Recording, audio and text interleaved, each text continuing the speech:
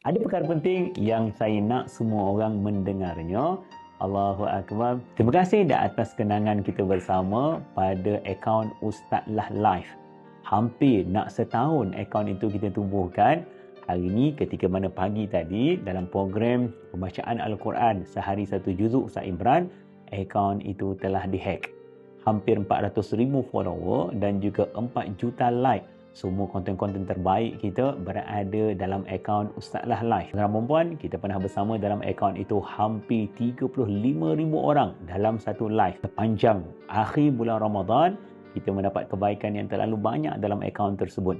Tapi saya tak tahulah tuan-tuan, mungkin teguran Allah kepada saya, mungkin ada sesuatu yang lebih baik, akaun itu telah dihack. Mungkin kesilapan juga daripada tim teknikal kami, tapi ala kulli hal, tuan-tuan dan puan-puan, saya nak mengucapkan terima kasih kerana tuan-tuan terus bersama dalam akaun tersebut. Cuma hari ini, akaun itu masih lagi belum kami ambil alih. Masih tak nampak cahaya untuk kami berjaya mengambilnya semula. Oleh kerana tuan-tuan komitmen kita di setiap pagi hampir 15,000 ke 20,000 orang yang bersama dalam live, maka saya telah mewujudkan akaun backup yang kedua, iaitu akaun Ustaz Lah Live. Saya dah tag dalam video ini, tuan-tuan boleh pergi dan follow. Dan insyaAllah, bila-bila masa kita akan memulakan live kita di akaun yang baru.